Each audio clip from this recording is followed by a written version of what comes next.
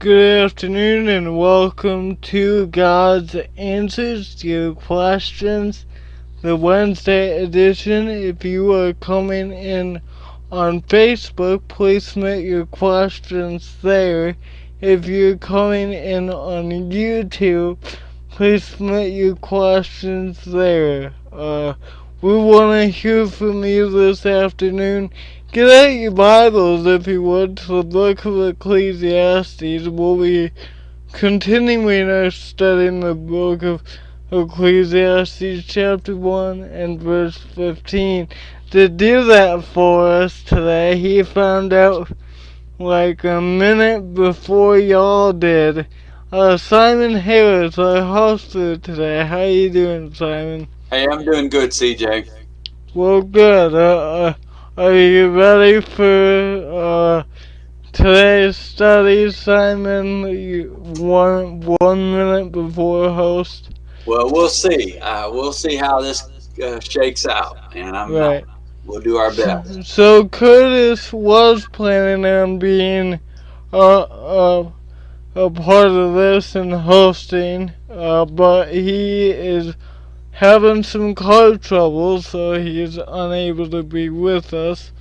But we're gonna go to God, and then we will start in Ecclesiastes 1:15. Father in heaven, thank you for this day. Thank you for your wisdom. Thank you for this book of wisdom that lets us into the inside of life under the sun. Please help us to learn from this book and just to have a great study. We love you, Lord, and we ask all these things in Christ's name. Amen. Amen. So take it away, Simon. All right. So if we kind of back up to where we were ending last week, we ended with Solomon talking about how life itself, the world itself, shows this futility in that, like nothing ever really changes, it seems. The sun comes up, the sun goes down, the sun comes up, the sun goes down, the rivers flow into the ocean never gets full. And so that kind of idea there. And then he talks about, beginning in verse 12, he talks about what he's going to set out to do. And I tell you what I'm going to do. I'm going to back up and I'm going to read 12 to 18. And we won't say very much at all about 12 to 14, but just to kind of get that context. Sounds great. So verse 12 says, I, the preacher, was king over Israel in Jerusalem, and I set my heart to seek and search out by wisdom concerning all that is done under heaven, this burdensome task God has given to the sons of man, by which they may be exercised. I have seen all the works that are done under the sun. Indeed, all is vanity and grasping for the wind. What is crooked cannot be made straight, and what is lacking cannot be numbered. I commune with my heart, saying, look, I have attained greatness. I have attained more wisdom than all who were before me in Jerusalem. My heart has understood great wisdom and knowledge, and I have set my heart to know wisdom, to know madness and folly. I perceive that this also is grasping for the wind.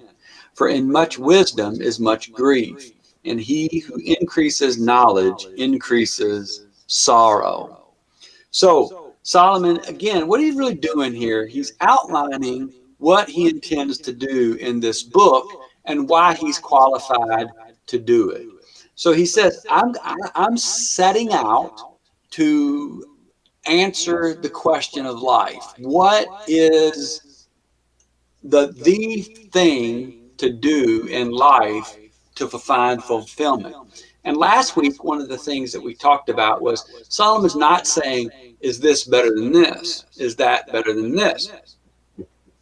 What he's going to do is going to look at individual things and say, is this the thing that brings satisfaction to life?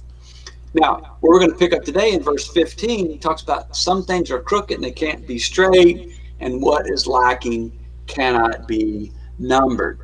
That's kind of a weird thing to think about, right? But I think the idea is this: there are some things that God made hard to understand. Right. And there's no simple way to understand it because that's the way God made it. I mean, just use an example. We try our best to explain one God in three persons, but to really grasp it, I think is beyond our comprehension. How do we really express eternity? We are finite beings, so we can't understand Right. eternity. And you think about just look, I don't care if you believe in global warming or climate change or not. But we all understand that all of the environment across this planet, they're all connected. And that's one of those crooked things. It's hard to understand that God made it that way. And I think that's what he's getting at. There are some things that are just beyond our understanding. And you ever heard the phrase, the saying, the more you learn, the more you find out you don't know? Yes. That seems to be like what he's saying in that second part there. What is lacking cannot be numbered. But what Solomon is going to do in verses 16 and 17, he's going to give it his best shot. And guess what? He is uniquely qualified to do this. He has more wisdom than anybody else ever. He's got wealth, he's got right. power. And so he is in a better position to understand than anybody else. But he says even seeking out on this journey is going to be vain. Isn't that interesting? It's like he's like, even before I start, I'm gonna tell you right now that even this search, the search itself is not the answer. And that's what he means when he says, even the search is grasping for the wind. Because, um, again, what he's going to find out is this search and looking at the world, looking at life under the sun, he's going to really find out how broken it is and how much really lacking it is. Another phrase that we have is ignorance is bliss. And so he's going to go look, but looking's not the answer. And I think he's also saying he knows that in the end, it's just going to make life under the sun seem even that much worse. Are you talking about verse 17 there? You lost me with Yeah, that yeah, phrase. 17 and 18, where he Yeah. talks about, he says, I have set my heart to know wisdom and to know madness and folly, but even this is grasping for the wind. Right. Okay. Yeah. So verse 18. Who do you think would fit that category? Who is the happiest people alive? If knowledge increases sorrow, the more you know, the more the more you know, the more sorry you are you know it, because there's so much wrong in the world. So I believe there is a couple of groups that are truly happy in this life. Do eh, do you know what some of the happiest people would be? I'm not sure where you're going, to be honest. So, so, so the happiest people are those who don't know very much. So that would be babies, right? Have you seen babies complain and maybe those with mental capabilities or mental incapabilities that have disorders. I mean, you even look at their life and they're so much more happier than us because they're just unaware and don't have the mental capacity to worry about this world's problems. So we know verse 18. The more we know, the more we find out we don't like. Huh. Yeah, and so, again, what he's going to be getting at is this is life under the sun. So if that's all you have is life under the sun, then the more you know about this life, the more frustrating this life Right. becomes. So, again, I don't think it is. I don't even think Solomon is saying it's a bad idea to go out there and learn things, but you have to keep it in its proper perspective. Well, well, again, he's talking about what if I go through life thinking this is it? Like there's no point. I die. I'm dead. He'll talk about that more when we get into chapter 2 in just a second. What is that like? And the more you know, the more sorrow it increases. There's no hope because you know how bad the world is. Right. The more crooked and lacking this world is, Right. because later on, I think he's even going to talk about the fact, well, he'll say, God has put eternity in our hearts, and there's nothing in this life, there's nothing under the sun that satisfies that desire for eternity, because Right. everything in this life is crooked and lacking. And so that increases sorrow, absolutely. So I wonder, are you ready to move on to chapter 2 now? Unless you have another comment. I wonder if chapter 1 verse 16 and chapter 2 verse 1, you pointed this out after our show last week. I said in my heart, I said in my heart. So maybe this could be almost another section, but let's read it. Uh, do you want me to read a little bit? Sure, we don't need to read 16 again, though. Right. So let's see. Um, Really, 1 to 11 is the next section, but let's break it down a little bit. Um, let's just do 1 to 3. I said in my heart, come now, I will test you with pleasure. Enjoy yourself, but behold, this also was vanity. I said of laughter, it is mad, and of pleasure, what use is it?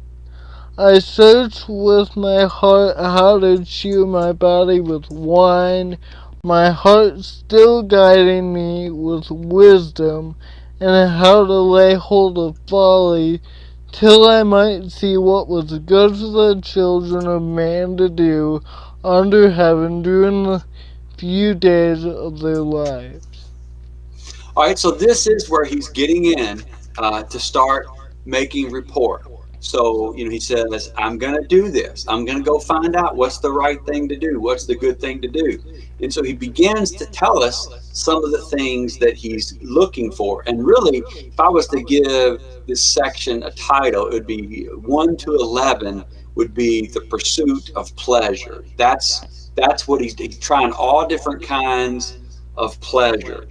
So in verse 1, what kind of pleasure is he trying? Well, he's trying to enjoy himself, uh, and laugh uh, so first he's just trying to enjoy himself. By the time we get to verse 3, he tries to do this experiment with wine. So really what this experiment is gonna boil down to is what I call the four W's: wine, women, wine, woman, wisdom, and uh-oh. Works. Yeah, wine, woman, wisdom, and work. Yeah, That's what he's gonna try and do and see. Again, like you said, does each thing give me fulfillment, but all by itself? that's right. And I'm getting ahead, but Yeah. Yeah, I think about this in that first verse. He's talking about wisdom. I'm sorry. He's talking about laughter. Is going through life laughing what life is all about? And he's no, it's vanity as well. He said. And again, there's nothing wrong with laughing and having a good time. You and I laugh and have a good time when we're together, and right, even on this show. But that's not right, what life is about. There's an old saying that says laughter is the best medicine. Well, it is, but it's not the meaning of life. Um, and I think about the times where the Bible teaches us to be sober minded. And again, teaching us to be sober minded doesn't mean we can't laugh from time to time. But if all you want to do is go through life laughing all the time, then that's just crazy. That's not going to work. And so I think what you even have to do is you have to kind of ramp it up a little bit, and that's where he then turns around and says, I tried to search and gratify my flesh with wine. Now, he may be talking about the mind altering effects of alcohol. That may be what he's talking about. But let's just even assume that that's not the idea, that because he says he kept his wits about him.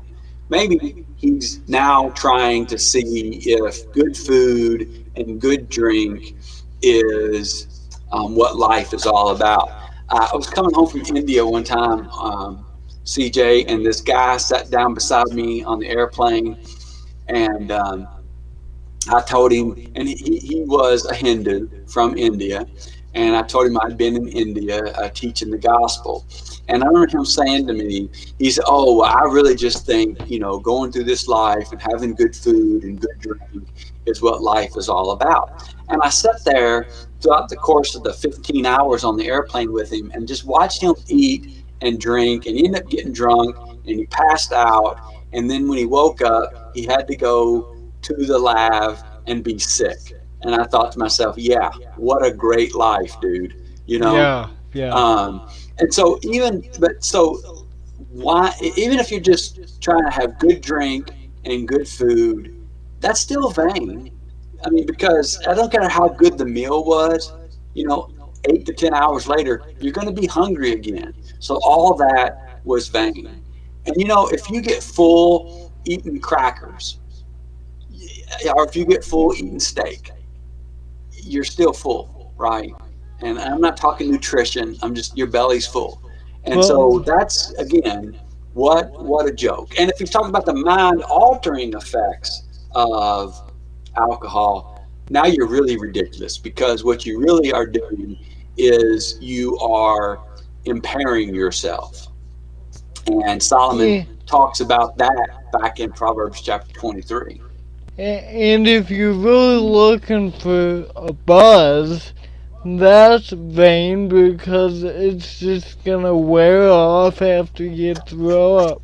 Even with the food, if life is all about food, how vain is life if you're eating and then a few hours later you're hungry again? You know, the,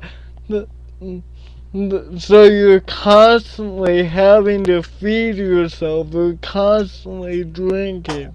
And that really can't be the meaning of life if nothing ever gets accomplished. That's right. It's kind of like the imagery we saw in chapter 1 where the streams are going in and out of the sea and nothing gets Yeah. done. You're eating, but then you're hungry again. That's exactly right. Yeah, that's a good illustration. I was thinking that even if you had a barn full of food, your soul might be required of you this very night. You know, and then what's that barn full of food good for? Right, and apparently, wait a minute, Simon. Laughing's vain. We can't do it. But we understand it's not the meaning of life. Right, Yeah. right, So also, I think it's cool if you look at this. So think about how often we talked about under the sun, right? But verse 3 ends. It says, "Till I might see what was good for all the sons of men to do under heaven all the days of their life." So, again, he's seeing that there's a bigger perspective we've got to be right. considering. All right, I'll tell you what. I will read. I'm gonna read 4 to 8. I made my works great. I built myself houses. I planted myself vineyards. I made myself gardens and orchards and planted all kinds of fruit trees in them.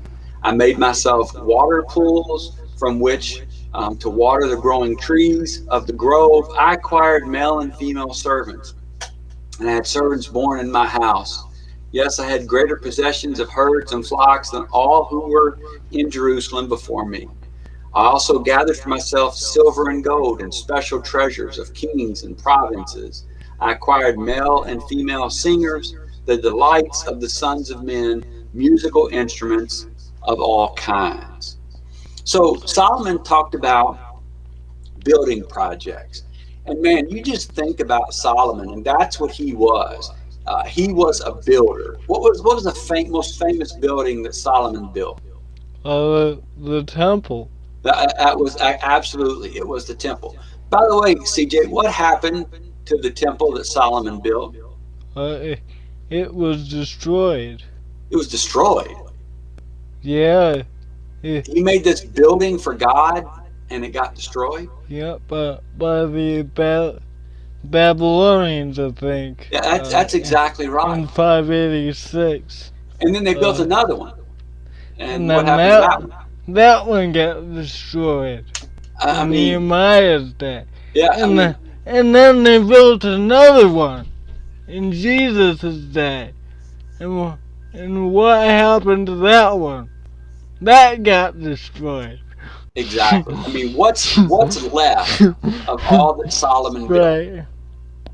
No, But it's interesting to me because people even today still think that's the key to like immortality, right? I mean, getting your name put on a bridge. How many bridges are out there that are called the John F. Kennedy Bridge? Nothing against President Kennedy or anything, but think about that. We're still putting names of famous people on buildings, thinking that that's a way to immortalize them. But those buildings, those bridges get torn down and get destroyed, and they don't last. And when the Sears Tower for decades was the tallest building in the world, and that was a big deal. And then the Petronas Towers came, and then the Berg came. And so now Willis Tower, which is called, I think, I think it's changed names yet again instead of the Sears Tower.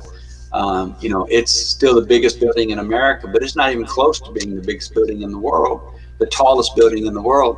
And the pyramids in Egypt, the Babylonian gardens. I mean, just again and again, these people trying to build these big projects to make a name for themselves. And when I say that, think how old that idea is. Genesis chapter 11. right. Those people want to build a tower to make a name for themselves. And what happened to that tower?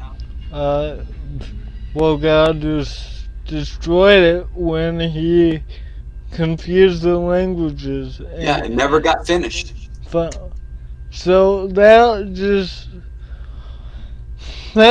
shows the vanity of building things for, again, this is not just, okay, I'm gonna build myself a house for me to live in, because, and I realized there's something else. If he's talking about, is this the one thing? Is building going to fill me up? Is this my purpose? Is this why I'm here? And he says no. And he's gonna talk about he had flocks and herds and uh, more than anyone before me in Jerusalem. So even farming won't fill you up. Well, you know what? And I think. Go ahead. sorry. So I know we established this in a first program, but this is a really good passage for support of our author. What other king in Jerusalem can you think of that had these extensive things? These resources, these concubines? What other king can you think of that? Granted, they all had stuff, they all had resources, but not to this extent. What other king could you think of besides Solomon?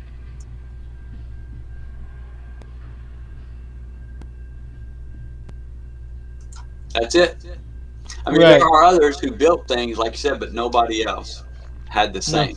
You know, when I look at these verses, when I look at what he's saying, beginning like in verse, let's see, verse 7 and 8, you know what? He's living the dream so many of us think will bring us happiness.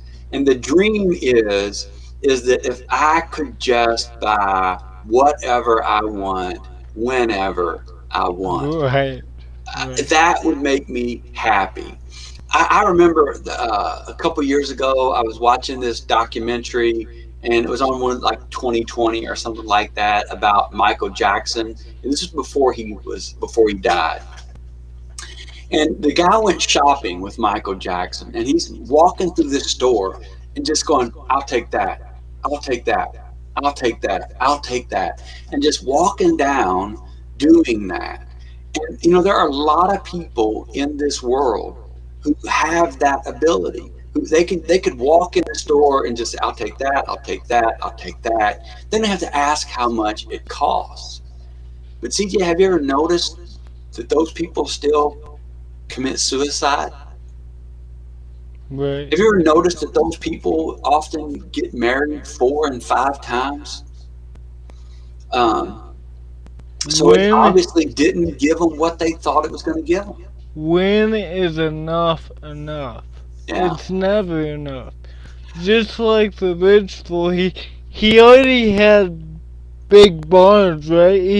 He said, "Oh, I got more stuff, so I need bigger barns," and and it wasn't enough.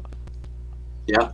You know, Solomon, his wealth is described in 1 Kings chapter 10 and verse 22, and it says that all of his utensils were made from gold. He didn't have Right. silverware. He had goldware. You know, silver cups never Right. touched his lips, only gold. That's how rich he was. Um, Also, in the same chapter, in verse 27, it says that silver in those days was like gravel. You know, you think about having a gravel driveway. Could you imagine if you were so rich that you could have a driveway made out of silver gravel? You know, that's how rich Right. Solomon was. He had the best singers. He had the best music. He had concubines. I mean, he had it all. Well, let's find out what he thought about that, CJ. So read 9 to 11. Let's see what he says about all of that. So I became great and surpassed all who were before me in Jerusalem. Also my wisdom remained with me, and whatever my eyes desired, I did not keep from them. I kept my heart for no pleasure, for my heart found pleasure shun all my toil, and this is my reward for all my toil. Then I considered all that my hands had done, and the toil I had expended in doing it, and behold, all was great. All was vanity, and a striving after the wind, and there was nothing to be gained under the sun. Could you imagine saying that after describing all these projects and servants and cattle and concubines and saying, and also he said in this section, if I had a pleasure, I took it. And then when we get to verse 11, he said, that wasn't it, it was vanity. It's That's vain. right. That's right. So he built all these great buildings. He had all this stuff. And I want you to notice really closely what he says in verse 11. Then I looked on all the works that my hands had done, on the labor in which I had toiled, and indeed all was vanity and grasping for the wind. Do you realize what he's saying? He's saying when it was all said and done, all he could really do is look at his stuff. CJ, this right here, I'm going to put this up to the screen so you can see it. That's a silver dollar. So there's a silver dollar. You know what I do with it most often? Look at it. I just look at it. I like collecting coffee mugs. Now, several of my coffee mugs I drink from all the time. But you can see back there over on my wall, I've got more coffee mugs. You know what I do with most of those coffee mugs? Look at them. I look at them. At the end of the day, that's it. You know, you look at it. So you go through all that effort. You dream about this stuff. You work to get it. You get it. You acquire it. Maybe you got to put it together. Maybe you're building a big building. Maybe you're building, maybe you're making the perfect backyard. And so now you got the perfect backyard, perfect house. So you look at it. Right. That's it. That's really what we get for all of that. So even when you work and you work hard, get the money, and what do you do with the money? You spend it. And then it's gone, right? You worked hard and you buy something and your hard-earned money is gone. You can't get it back. So that's what Solomon is going through. He's built all this amazing stuff for himself just to sit back and look at it and say, wow, that was great what I did. Now what? Exactly. Yeah. I tell you, I think too back to what he said about the wine and the food. I remember after I started working and I got my first paycheck and I went to McDonald's, and it kind of dawned on me that the McDonald's that I just ate, I worked 1 hour on my job to eat that one meal. Yes. I'll Tell you a quick story. It just happened to me last week. I got paid and from my grandpa for doing some work, and I took my sister Jasmine out for her birthday, and we got ice cream, and just like that, boom, we got the vanilla shake, and I dropped it. Oh man. I was drinking it, but I was almost done, and then I was walking up a step and I crushed it. Oh man. Gone. It's gone. Yeah. So that's what Solomon's talking about. And this is Solomon. He had literally everything. If you go back to 2 Kings chapter 3, and God says, God told Solomon in a dream, ask me whatever you want and I'll give it to you. And he asks for wisdom, and he gives him wisdom, and then he says, and I will add to you more, because you have not asked for power. I'm paraphrasing terribly, but but he had the wisdom, and then he had everything else, and he still wasn't happy with it. Yeah, isn't that cool that he says that here as well? He had all this, and guess what? His wisdom stayed with him. And he's almost like he's saying, and big deal. So I'm a Right. wise man with a lot of stuff. Big deal. Big whoop. Yeah. Right. Yeah, there's a friend of mine who says, why is it always rich people who say money doesn't bring happiness? Why don't they give me some of their money and let me try? And he's just teasing because he knows that he would Right. be in exactly the same place. And I'll tell you something. A minute ago, when you were talking about who are the happiest people, I have noticed in my life that I've seen a lot of poor people who were pretty happy. You Right. know, I've watched kids in other countries play soccer with a ball that they made out of rags and just run around just having a blast. And so it kind of shows that money doesn't buy happiness. And if there was a guy who was going to know that, it would have been Solomon. Right. So he built it, he spent it, he tried it, it was vain.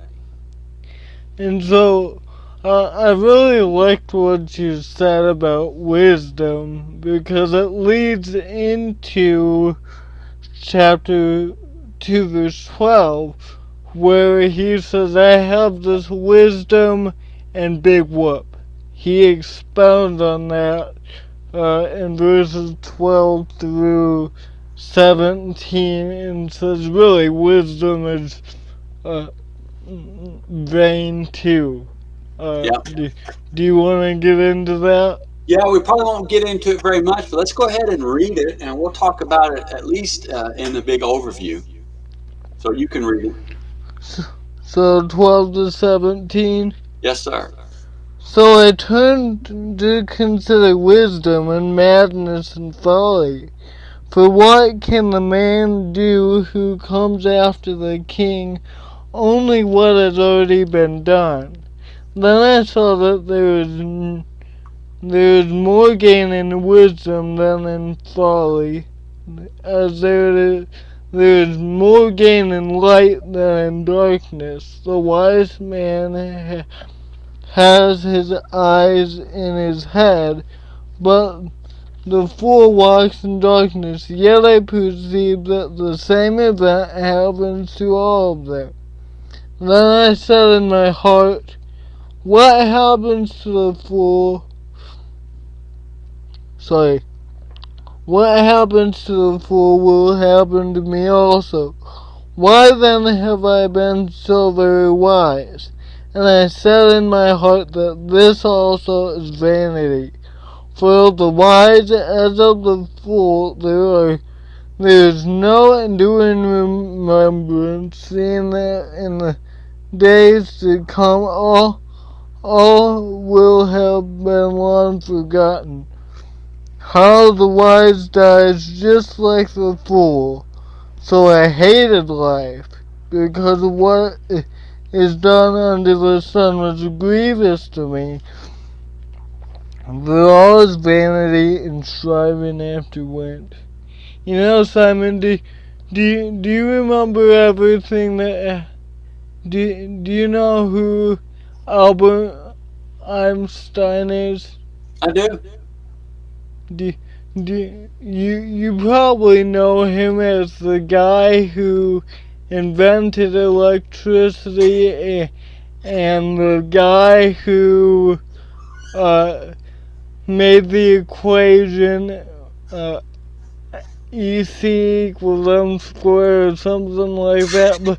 But what else do you know about Albert Einstein besides those two primary well-known facts?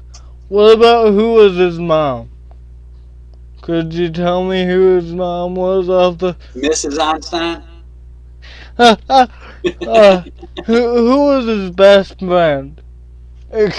Uh, so that's Solomon's point. I have all this wisdom, and big whoop.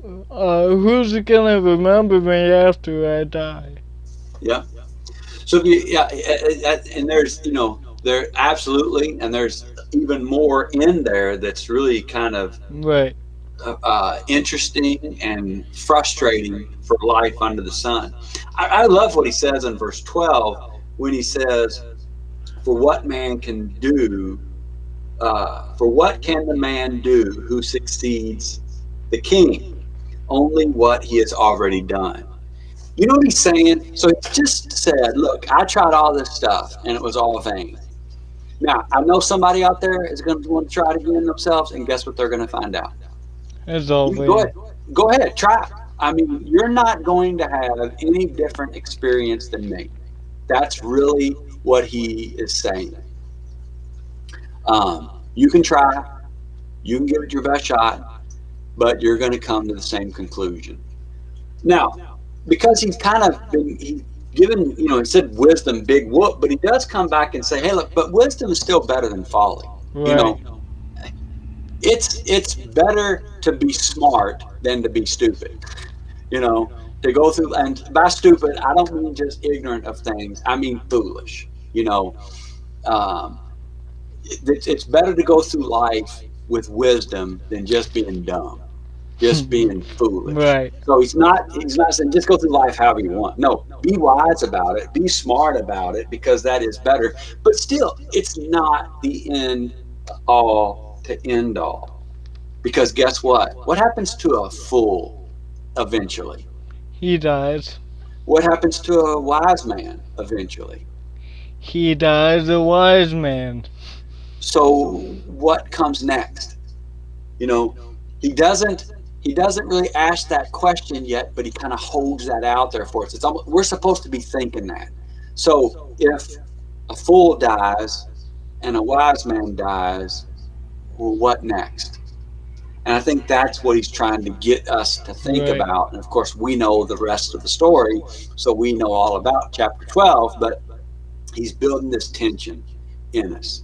You know, man, if all this is just vain, and being wise is vain, being foolish is vain, what is the answer? And the Right. answer you're going to get us to is being godly is the only thing that's not Right. vain. So let's stop there, and Uh, because we uh, got like a minute and a half for left. 413. Where we?